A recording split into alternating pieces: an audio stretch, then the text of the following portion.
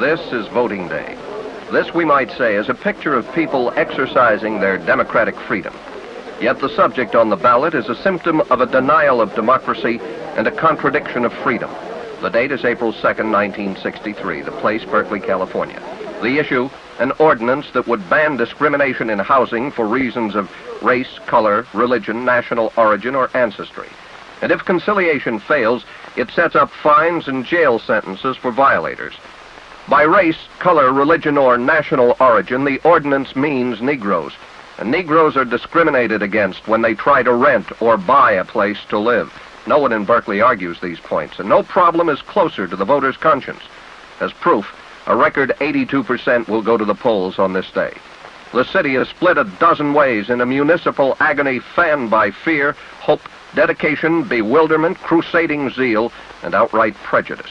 The campaign has been bitter and hard-fought, for it is not simply a local issue. It will have echoes from Sacramento to Jackson, Mississippi, from Harlem to the White House. If the ordinance loses, lawmakers in Sacramento have said it will be a signal to go slow on statewide civil rights legislation. And a slowdown in the nation's largest state would have its effect in Washington, where civil rights play a key role in the president's domestic program. Of the 2,200 students sent to the University of California's Berkeley campus from foreign lands, more than a third are non-white. Some have reported difficulty in finding housing. They will watch the vote carefully, too. And their opinions, which they will carry back to their homelands, may have international implications. Now the polls are closed. The vote count is underway. Berkeley and the West await the outcome. But whether or not the ordinance is a solution, its very proposal brings into the open a problem which can no longer be ignored. Assignment 4, a weekly report to the West, presented in the community interest by KRON-TV. Tonight, segregation Western style.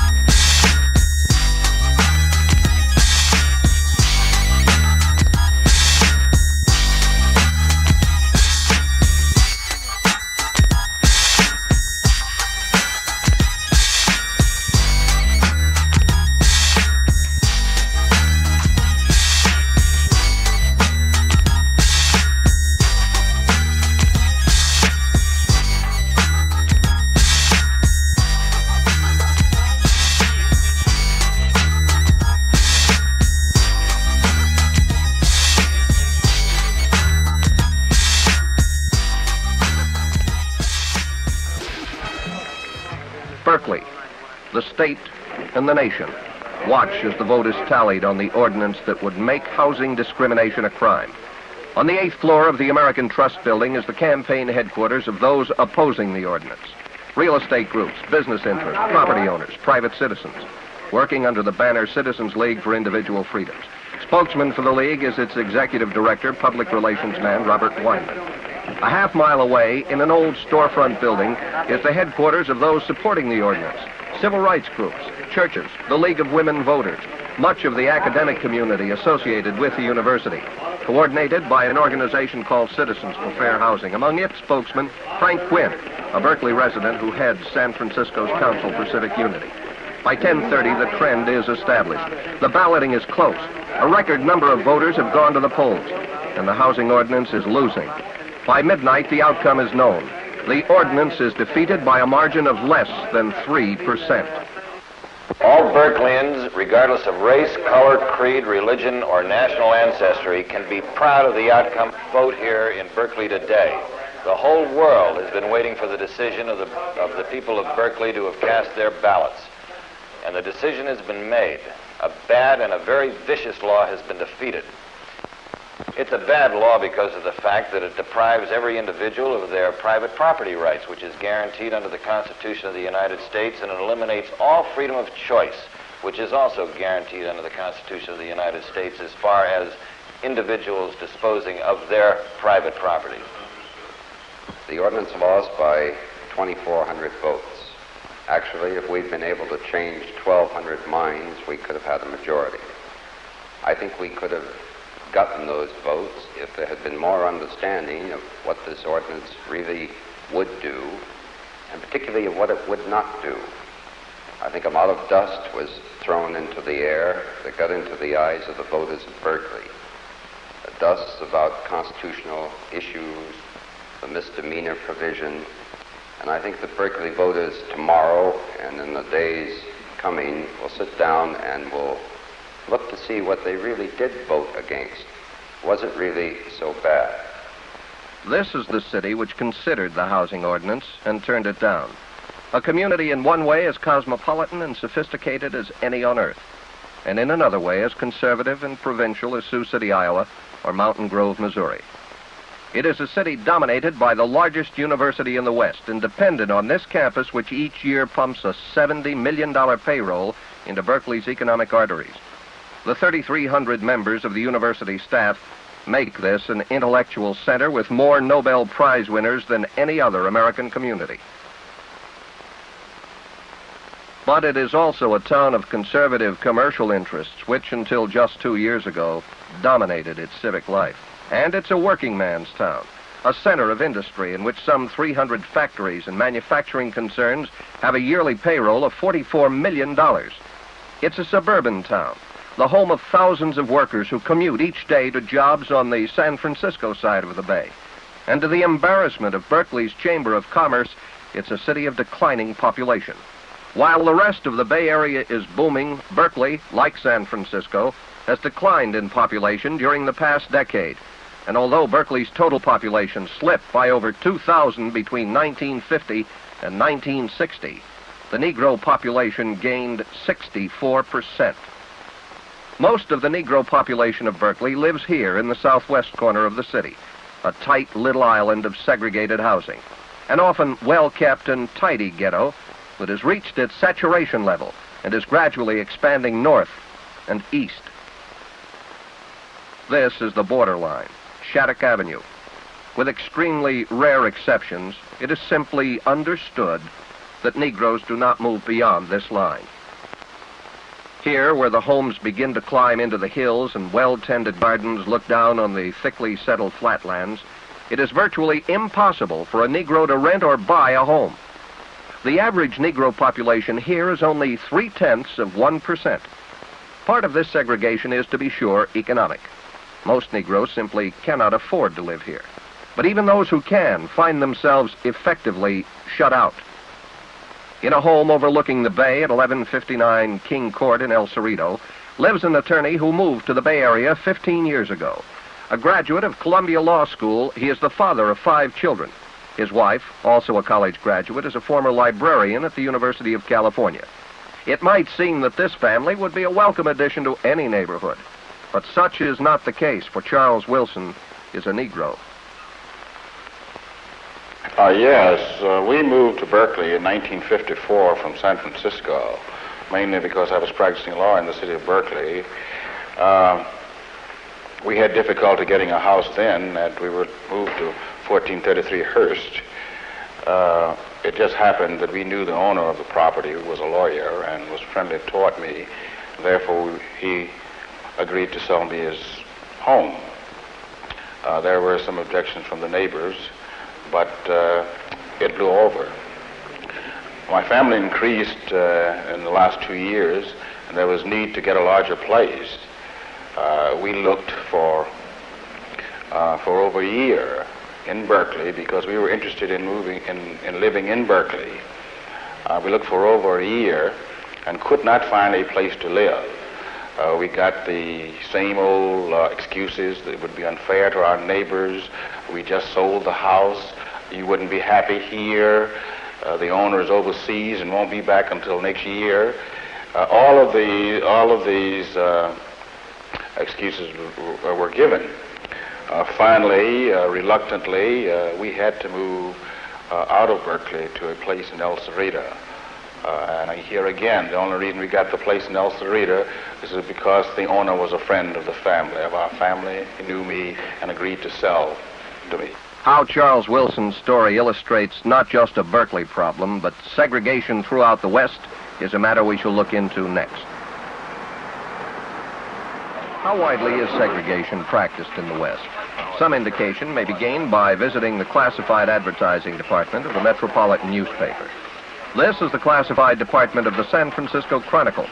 The story you'll find here could be repeated in almost any Western daily. This girl is an ad taker. 8 hours a day, she takes calls from people wishing to rent or sell homes or apartments by listing them in the classified ad pages. Oh, Mrs. Brown, I'm sorry. I can't put that in, no colored or no oriental. You see, that's discriminating. And now that's against the policy of the Chronicle.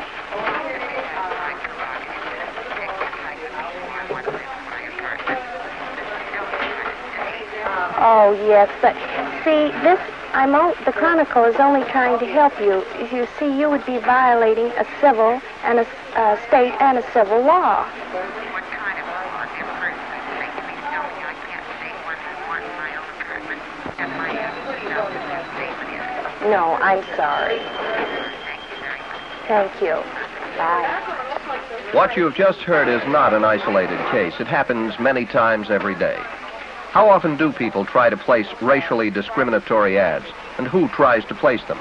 Those are questions Assignment 4 asked of Mrs. Alice Albert, manager of the classified advertising telephone sales.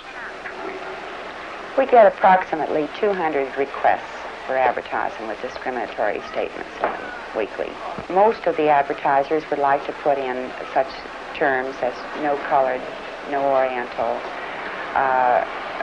exclusive white neighborhood, exclusive Caucasian neighborhood. They're generally quite cagey, however. They find many ways to try to beat it when we tell them we do not accept these expressions or any of these statements. Many times I think this is too true, and it hurts to say it. I think the trouble is the neighbor, the people surrounding the house on the market. The minute they see a nice family, whether it be colored or oriental, approaching the property, or if they see these people are interested in purchasing the property, I think the neighbors themselves put the pressure on the seller. And I do know that there are certain circumstances right here in my own office to prove this statement. We've had this happen to a girl here in our office, where the neighbors themselves have put the pressure on the seller, so that the seller has refused to sell the house to the girl. Mrs. Joseph Goudot takes hundreds of classified ads for the Chronicle each week, but has been unable to buy a suitable home from among these ads. Her husband is white. She is a Negro. Well, I've had two very unfortunate experiences. One was, we've been looking for a home for some time, I'd say about 3 months. And my husband and I chose a home out in the Sunset District about a month and a half ago. We signed up for the home and made the offer, which was accepted only to find that we couldn't get it because of my nationality. There is one place Negroes have no trouble finding a place to live: the Black Ghetto, a painful symptom of segregation Western style. It could be in any Western city. It happens to be in San Francisco. Ghetto life and its frustrations are all too familiar to the executive director of Youth for Service. Orville Luster's work with young people takes him through familiar streets. One, it reinforces all of the frustrations that you may have by living close to people who and identifying with people who have similar problems and who have lost hope and trying to motivate themselves and trying to come up out of something like this. You're damned in. I mean, you can go into the ghetto by the thousands, but you can only escape by the score. So I think that this is very difficult. And when it comes down to motivation, this is it's almost impossible. How does one help motivate another individual? How does one have self-motivation when you see no hope? You know, it's very frustrating, very depressing to live in a ghetto. What do you do when you find yourself trapped in this type of living? The fact of school segregation has, I think, a real bearing on motivation, in that here again you are just reinforced with people who have the same level of intelligence as yourself a lot of times, because you are thrown into a situation because of housing. One of our problems now is one of low motivation, you know, of our adults and our kids, and trying to, you know, do different things, and it's going to have a sort of a social revolution to a certain extent in trying to declare war on disease and poverty and ignorance and so forth, and open up the channels of communication. This is what we're going to have to do in our society. We have a tremendous task ahead. Anytime that you live in the ghetto and you've been denied many, many things, you feel that this is a way of life to a certain extent. Not everyone, but those who have felt so much hostility and despair, they feel that here I'm living in the midst of a plenty, so why shouldn't I have some of the good things? I thought coming to California was going to be a better place. It has been. But I think that once you wake up one morning, you look out and you see the Pacific Ocean, and you see, well, there's no place else to go. I must take a stand now. And so this is what has happened to a lot of Negroes who've come to the West Coast. There isn't any place else to go. There are ways to escape the Negro ghetto, but it takes a rare combination of financial means, nerve, tenacity, and a willingness to circumvent the suspicion and hypocrisy which sustains segregation Western style. James Stratton, the vice president of the San Francisco Board of Education, has done just that. This former teacher, athletic coach, member of the San Francisco Redevelopment Agency, and graduate of Columbia University, sometimes found it necessary to masquerade as a chauffeur to house-hunting white couples in order to even look at homes outside a ghetto area. For the place that when I was looking for a place, before I got the place I'm living in now at 662 15th Avenue, I went all over the Richmond district. Sometimes I went as a chauffeur to a white couple, and sometimes I went with my family. And when I went with my family on many occasions, I could not see the house. I attempted to buy a little home on 15th Avenue. Now, you know that's not pretentious at all. And I never was able to see it. I never was able to talk to the owner about it. The real estate people didn't want to show it to me, except that I got another friend of mine, a couple, and they bought the home for me. I gave them about $6,000, I think, and told them to go buy it, and they went and bought it for me. Well, I thought this was a pretty sad commentary, because as I looked down the street at my neighbors, it couldn't have been a more integrated community aside from Negroes to see. There were Chinese, some Japanese, Filipinos, and etc. When I found this to be true, then I started trying to wonder what was making it possible for them to turn me away. And I begun to hear that the real estate people were interested in establishing certain parts of the Richmond district for Orientals, Japanese, Chinese, and Filipinos, and that they were restricting the area in which I was in and keeping Negroes out. So if I had wanted to buy a house around 3rd Avenue, 4th Avenue or so, they would have gladly sold it to me. And then after you get way out in the avenues, they had hoped that the far reaches of the Richmond district toward the ocean would be occupied by white people. Well, I think it's ridiculous. I have heard of nothing along this line myself, and I don't know of anyone who would actually propose such a thing. I think it's ridiculous. This denial comes from the executive vice president of the San Francisco Real Estate Board, representing 97% of the real estate brokers in the city. Daniel Klein feels that responsibility for discrimination lies with the seller, not the realtor. I don't really know whether the real estate profession, the realtors and their salesmen, have played a part in this or not. I'm inclined to think that they have not, because after all, a real estate broker works on commissions, and he is anxious to sell property. He doesn't really care who he sells it to. This is what leads me to believe that the real estate broker is not a responsible factor in perpetuating segregation. Your broker is acting under instructions from the owner, and if the owner, for some reason, claims that he will not sell to minority groups, this places the broker in quite a bind. He's not discriminating in the administering of his services. He's happy to show these people anything that's available to them. But if a piece of property is simply not available to them, there's no point in trying to show it to them. Segregation Western style is not simply a city problem. This is suburban Marin City, a community just across the Golden Gate Bridge from San Francisco. The county is 97% white, but Marin City is an integrated community.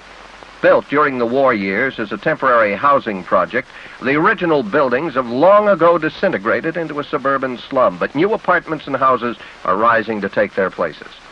But despite the fact that there is little friction between white and Negro neighbors in Marin City, it seems to be moving closer and closer to becoming a segregated community. The reason?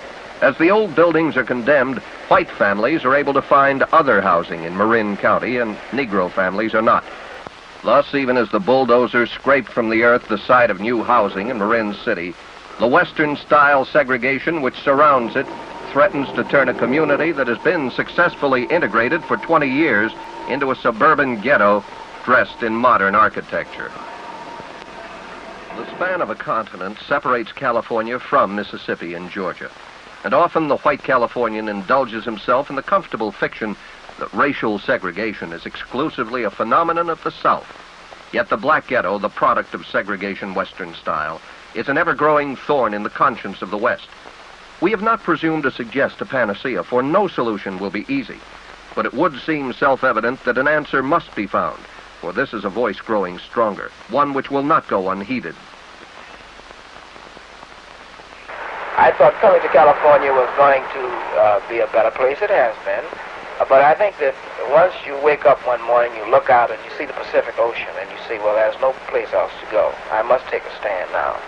So this is what has happened to a lot of Negroes who've come to the West Coast. There isn't any place else to go. Assignment 4 is presented each week in the community interest by KRON-TV.